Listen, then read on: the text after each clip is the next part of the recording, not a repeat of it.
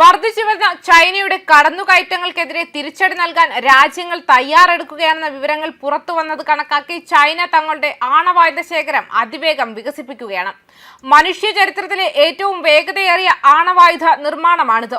2023 അവസാനത്തിൽ പ്രസിദ്ധീകരിച്ച ഒരു പെന്റഗൺ റിപ്പോർട്ട് ചൈനയിൽ 500 പ്രവർത്തനക്ഷമമായ ആണവ വാർഹെഡുകൾ പട്ടികപ്പെടുത്തിയിട്ടുണ്ട്. 2024 അവസാനത്തോടെ ഈ കണക്ക് 600-ലധികമായി വർദ്ധിച്ചു.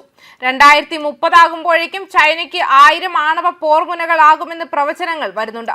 ചൈനയുടെ ആയുധ നിയന്ത്രണം, നിരായുധീകരണം, പുതിയ കാലഘട്ടത്തിലെ നിർവ്യാപനം എന്ന തലക്കെട്ടിലുള്ള ഒരു ധവളപത്രം വഴി ചൈന തങ്ങളുടെ ആണവ നിലനിൽപ്പിനെ കുറിച്ച് വ്യക്തത നൽകാൻ തുടങ്ങി. ചൈന അവസാനമായി അത്തരമൊരു രേഖ പുറപ്പെടുവിച്ച് 20 വർഷങ്ങൾക്ക് ശേഷം നവംബർ 27-ന് പുറത്തിറക്കിയെങ്കിലും അത് നിരവധി ചോദ്യങ്ങൾക്ക് ഉത്തരം നൽകാതെ അവശേഷിക്കുന്നു. എന്തുകൊണ്ടാണ് ചൈന ലോകത്തിലെ ഏറ്റവും വേഗതയേറിയ ആണവായുധ നിർമ്മാണത്തിലേക്ക് കടക്കുന്നത്? ധവളപത്രത്തിലെ ഒരു ചെറിയ വരി ഒരു വിശദീകരണം നൽകുന്നു. അവരുടെ ആണവ സേനകളുടെ നവീകരണം എന്നത് പ്രത്യക്ഷത്തിൽ ചൈനയുടെ സ്വന്തം തന്ത്രപരമായ സുരക്ഷയും മൊത്തത്തിലുള്ള ആഗോള തന്ത്രപരമായ സ്ഥിരതയും സംരക്ഷിക്കുന്നതിനാണ്. തങ്ങളുടെ ആണവ ശക്തികളെ വർദ്ധിപ്പിക്കുന്നതിലൂടെ തങ്ങൾക്കും ലോകത്തിന്റെ മറ്റു ഭാഗങ്ങൾക്കും സുരക്ഷിതത്വം അനുഭവിക്കാൻ കഴിയുമെന്ന് ബീജിംഗ് സന്തോഷപൂർവ്വം ഉറപ്പിക്കുന്നു. ലോകത്തിലെ സമാധാനപരമായ ശക്തികളെ ശക്തിപ്പെടുത്തുന്നതിനാണ് തങ്ങളുടെ സൈന്യത്തെ ശക്തിപ്പെടുത്തുന്നതെന്നും ചൈന ഇപ്പോൾ കൂടുതൽ പരസ്യമായി വാദിക്കുന്നുണ്ട്. ആഗോള തന്ത്രപരമായ സ്ഥിരത കൈവരിക്കുന്നതിനെ കൂടുതൽ കഴിവുള്ള ചൈനീസ് ആണവ ശക്തിയുമായി ബന്ധിപ്പിക്കുന്ന ഒരു ദർശനമെന്ന് കാർണഗി ചൈനയുടെ ന്യൂക്ലിയർ പോളിസി പ്രോഗ്രാമിലെ സീനിയർ ഫെലോ ടോങ് ഷാവോ അഭിപ്രായപ്പെട്ടു. സെപ്റ്റംബർ 3-ന് ടിയാനൻമെൻ സ്ക്വയറിൽ നടന്ന സൈനിക പരേഡിൽ മിസൈലുകൾ പ്രാധാന്യത്തോടെയും അഭിമാനത്തോടെയും പ്രദർശിപ്പിച്ചു. വാസ്തവത്തിൽ ഈ പരിപാടിയിൽ കുറഞ്ഞത് 5 തരം ആണവായുധങ്ങൾ പ്രത്യക്ഷപ്പെട്ടു. ഇന്റർകോണ്ടിനെന്റൽ ബാലിസ്റ്റിക് മിസൈലുകൾ, വായുവിൽ നിന്ന് വിക്ഷേപിക്കാവുന്ന ന്യൂക്ലിയർ ടിപ്ഡ് മിസൈലുകൾ, അന്തർവാഹിനിയിൽ നിന്ന് വിക്ഷേപിക്കാവുന്ന ബാലിസ്റ്റിക് മിസൈലുകൾ. ഈ രേഖയുടെ പ്രകാശനത്തെക്കുറിച്ച് പരാമർശിച്ചുകൊണ്ട് ഏഷ്യ സൊസൈറ്റി പോളിസി ഇൻസ്റ്റിറ്റ്യൂട്ടിന്റെ സെന്റർ ഫോർ ചൈന അനാലിസിസിലെ സീനിയർ ഫെലോ ലൈൽ മോറിസ് അഭിപ്രായപ്പെട്ടു. ചൈനീസ് രാഷ്ട്രം എല്ലായ്പ്പോഴും രാഷ്ട്രങ്ങൾക്കിടയിൽ സമാധാനവും ഐക്യവും വിലമതിക്കുകയും നീതി ഉയർത്തിപ്പിടിക്കുകയും ശക്തരും അമിതവുമായ ബലപ്രയോഗത്തിലൂടെ ദുർബലരെ ദുരുപയോഗം ചെയ്യുന്നതിനെ എതിർക്കുകയും ചെയ്തിട്ടുണ്ടെന്ന് ധവളപത്രം അവകാശപ്പെട്ടു. ഫിലിപ്പീൻസിലെയും വിയറ്റ്നാമിലെയും മത്സ്യത്തൊഴിലാളികൾ, ഫിലിപ്പീൻസ് കോസ്റ്റ് ഗാർഡിലെ അംഗങ്ങൾ തുടങ്ങിയവർ ചൈനയുടെ നിരപരാധിത്വ വാദങ്ങളെ നിരാകരിക്കും.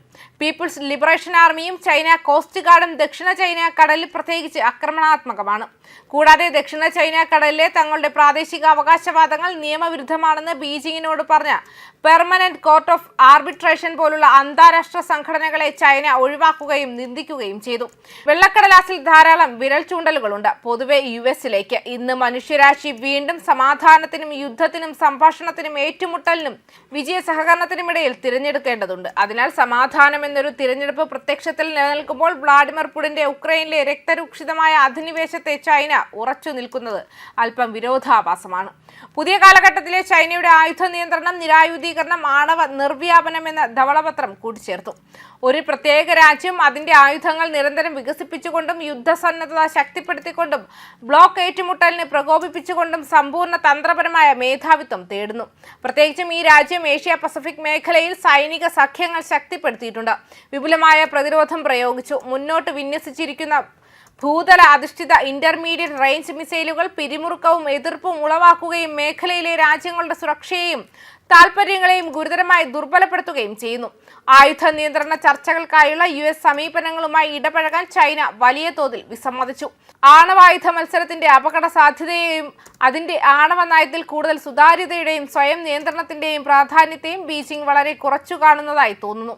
ഒരു ഉറപ്പിന്റെ അളവുകോലായി വാഷിംഗ്ടൺ അതിന്റെ ആണവായുധ ശേഖരം വികസിപ്പിക്കാൻ തുടങ്ങിയാൽ ചൈനീസ് വിദഗ്ധർ ഇതിനെ സൈനികമായി നിസ്സാരമെന്ന് തള്ളിക്കളയാനോ ശാന്തതയ്ക്കായി വാദിക്കാനോ സാധ്യതയില്ല.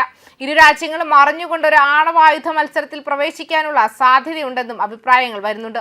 ആദ്യ ഉപയോഗത്തെ അടിസ്ഥാനമാക്കിയുള്ള ആക്രമണാത്മക ആണവ പ്രതിരോധ നയം അമേരിക്ക ഉപേക്ഷിക്കുകയും ഏറ്റുമുട്ടലിന് പ്രേരിപ്പിക്കുകയും പ്രതിസന്ധി സൃഷ്ടിക്കുകയും ചെയ്യുന്ന കപട നയം അവസാനിപ്പിക്കുകയും ചെയ്യുന്നതുവരെ ആയുധ നിയന്ത്രണമോ അപകട സാധ്യത കുറയ്ക്കൽ നടപടികളോ സ്വീകരിക്കില്ലെന്ന് ചൈന മുന്നറിയിപ്പ് നൽകിയിട്ടുണ്ട്. ന്യൂസ് ഡെസ്ക് കർമ്മ ന്യൂസ്.